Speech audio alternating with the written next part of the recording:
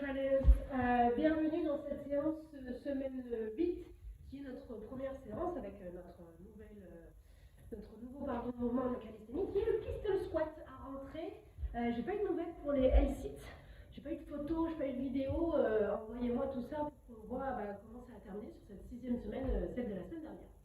Donc on commence ici avec un petit test au niveau du pied sur le pistol squat. Donc on a fait déjà le test de Babinski, de venir tester en venant le long du pied ici et voir comment le pied réagit. Donc moi j'ai un gros Babinski ici sur le pied gauche. On voit que quand je viens stimuler, hop, j'ai mon pied qui s'ouvre là. Test numéro 2 sur le pied, le plantaire. On va passer le stylo ici et on regarde est-ce que les doigts, donc là je le fais vraiment très très fort, mais ça peut être juste un petit mouvement vers l'intérieur. Est-ce que les doigts se ferment d'un côté et de l'autre? Pour moi, par exemple, Babinski sur le pied gauche et un gros plantaire sur le pied droit. Vous testez, vous regardez et vous me dites. Donc aujourd'hui, l'idée c'est de venir travailler sur des mouvements isométriques puis des mouvements explosifs comme d'habitude et de venir commencer à travailler sur le pistol. Donc essayez de voir avec votre athlète, est-ce qu'il connaît ce mouvement, quelles sont les difficultés. On regarde ici la mobilité de cheville. N'hésitez pas à venir faire un test déjà sur la mobilité cheville en flexion. Quand on regarde par exemple mes chevilles, on voit que ma cheville droite, je peux aller beaucoup plus loin ici sur la flexion de la cheville et l'extension du pied que le pied gauche. Qu'est-ce que je peux faire par rapport à ça? Qu'est-ce que je peux noter? Et qu'est-ce que ça va donner quand je veux faire mes pistoles? On commence donc ici cette séance avec l'introduction des mouvements de force croisée. Donc on n'en a jamais parlé encore jusqu'ici. Quand votre athlète a un problème, par exemple, on vient dans un pistol, il a du mal à venir travailler sur l'extension de son genou sur la jambe droite. Donc vous pouvez le travailler là, vous pouvez le travailler avec votre poids, hop, et il a du mal à venir travailler sur l'extension de la jambe droite. Qu'est-ce que je vais aller peut-être stimuler pour voir si ça marche mieux?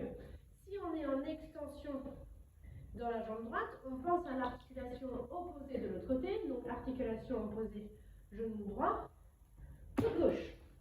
Qu'est-ce que je fais? Je viens dans un mouvement opposé. Extension, genou droit, flexion, coude gauche. Je vais demander ici à travailler en isométrique, donc je vais donner une corde par exemple, ou un élastique à mon athlète, et je vais demander de venir en contraction forte au niveau de mon biceps gauche. Je maintiens, et je viens réessayer mon mouvement à droite. Et j'observe, et ça marche pour tous les mouvements de force vont venir se transférer, on pense directement à l'articulation opposée.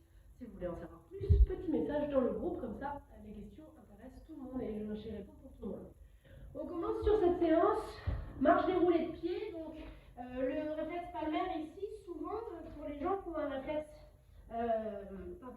plantaire, ils ont sur le dessus des pieds des petites marques au niveau des os parce que le plantaire en fait que le pied est tout le temps comme ça en contraction dès qu'il vient en contact avec le sol. Donc souvent, comme vous pouvez le voir sur mon pied ici, il y a des petites marques, beaucoup plus sur la droite que sur la gauche parce que forcément mon réflexe plantaire est plus prononcé à droite qu'à gauche. Donc déroulé de pied, vous demandez de venir talon côté du pied sur le gros orteil et on observe. Est-ce que quand la personne pose le pied au sol, il y a une grosse accroche d'un côté et pas de l'autre, par exemple. Ok? D'un côté et pas de l'autre. Observez ça, venez travailler là-dessus. Exercice numéro 2, on vient travailler sur un deep squat. Ici, on vient chercher à bien ouvrir les hanches et on va essayer de venir tourner, genoux d'un côté puis de l'autre. Ok? On vient vraiment travailler sur la mobilité aussi des gros orteils. Bien pousser dans le gros orteil, plus ou moins vers l'avant. Ensuite, on vient travailler ici sur des squats marchés. On demande à chaque fois d'aller poser le pied différemment. C'est pas grave si le genou rentre à l'intérieur, c'est pas grave si le pied est vers l'intérieur, justement. L'idée de travailler la proprioception dans la cheville complètement. Donc on peut venir dans n'importe quelle posture. Aucun squat ne doit se ressembler. On continue avec une marche 4 pattes. Donc, une petite marche à 4 pattes, d'abord au sol, on regarde loin devant soi, on regarde ici si la personne travaille bien en coordination, s'il y a une perte d'équilibre. Puis on vient demander à sortir les genoux du sol et on vient travailler contrôle latéral side kick. D'un côté, je reviens, et de l'autre. Souvent, les gens, ce qu'ils font, c'est qu'ils poussent les épaules en arrière. Faites attention à rester bien aligné et comprendre s'ils poussent les épaules en arrière, pourquoi. On continue, petite activation dans la sangle abdominale. Toujours ce travail en contralatéral. On va venir passer du holo à la planche. Donc pareil, hein, si le holo c'est trop difficile pour vos athlètes, ben, on peut venir là. Hop, on pose pied gauche, main droite. Et on va passer la jambe en dessous. Et on se retrouve dans une planche. Puis on fait la même chose de l'autre côté. On pose pied droit, on passe en dessous. Et on revient dans le holo. Et vous essayez de leur faire ça plusieurs fois. C'est intéressant pour voir la mobilité de la hanche, toujours sur cette idée de pistol squat. On continue à travailler sur les pieds et les chevilles. Vous allez demander à votre athlète de venir sauter ici sur place et aucun saut ne doit être le même. Donc on vient essayer de bouger les chevilles, les pieds dans tous les sens possibles. Et on termine cet échauffement par pas chassé, touche le sol. Donc c'est-à-dire je viens là, je fais un pas chassé, je touche et je ramène, je touche. D'un côté, de l'autre, observez ici sur l'appui d'une cheville, pied, etc., etc. On commence la séance ici, donc rappelez-vous, ce sont des blocs. On commence ici avec chaise unilatérale, donc soit contre un mur, soit vous pouvez venir travailler ici, le pied hors du sol, on maintient dans sa chaise, soit contre le mur, soit directement au sol, et on continue. Donc, pied droit, et ensuite on va venir allonger et descendre dans une fente. Allonger et repartir devant. J'allonge, je descends dans la fente, j'allonge, petit saut devant. Iso, puis je viens faire cet exercice à droite, puis ensuite à gauche. On continue, on va directement aller sur le squat pistol. Donc en fonction de vos athlètes, vous pourrez directement aller sur un squat pistol en entier, ou juste l'aborder. N'hésitez pas à relever, donc moi j'ai une pauvre mobilité de cheville, donc j'ai besoin de relever mon talon à l'arrière. On peut utiliser un poids devant, ou si la personne est assez souple, elle peut venir aller chercher sa jambe. On descend dans le squat, et on essaie de ne pas tomber comme moi, my bad. On descend dans le squat pistol, hop, et on remonte. Ok, n'hésitez pas à faire bouger. Désolée pour la pauvre démonstration, j'avais peur que ça passe pas, donc j'en ai fait quelques-uns avant de vous faire la séance, et du coup, je me suis cramée toute seule. N'hésitez pas ici à faire descendre et à le faire rester un petit peu dans cette posture, même si c'est une posture assise où on n'est pas dans la force, ça vient ici donner un petit message de ok, je suis en sécurité quand je suis là, et puis de remonter potentiellement avec le pied si besoin. Juste derrière, on vient travailler sur un patineur. Donc le patineur, cette jambe est en isométrique, et vous allez demander à ce qu'il fasse avec la jambe opposée, à toucher dans tous les coins.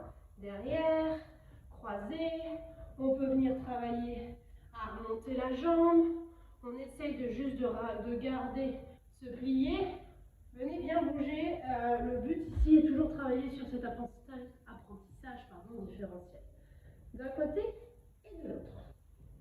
On continue, bloc numéro 5, quad en extension. On pousse les hanches en avant, tac tac tac, on cherche à agrandir.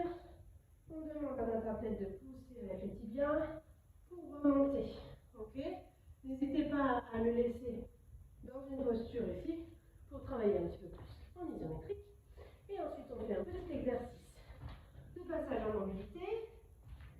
On pose derrière, on vient dans une fente, on rentre le pied, on essaie de s'asseoir derrière le talon, le pied avant ne bouge pas, on remonte et on change. Même chose de l'autre côté. Si besoin, on utilise les mains, mais on essaie de ne pas utiliser les mains. Et pour les gens pour qui c'est facile, même chose avec les mains derrière le dos. Ok? On continue. Ensuite sur 4 pattes. Donc le but ici est de travailler sur votre 4 pattes en unilatéral. Tac. On projette et on vient maintenir. Puis on fait la même chose de l'autre côté. Et pour ceux qui sont les plus forts et les plus doués, entre guillemets, on fait ça en flying dog. Pourquoi pas sur notre côté isométrique. Et on finit avec des tirages Superman, élastique devant,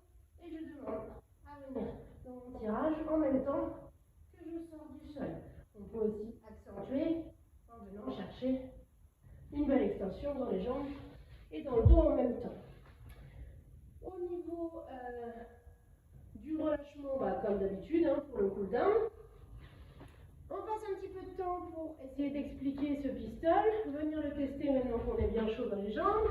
On n'hésite pas à bien relever l'autre côté. Donc par exemple à droite, normalement ça passe, pas trop. À gauche, c'est un peu plus compliqué. Si je restais sur ce niveau, au niveau de ma cheville, ici ça ne fonctionne pas sur le côté gauche. Petite mobilité de cheville. Babinski, Babinski c'est quoi? C'est aussi développement de la voûte plantaire. Ça peut venir jouer sur ma cheville. N'hésitez pas si vous avez des questions, je vous souhaite une très bonne séance et à la semaine prochaine.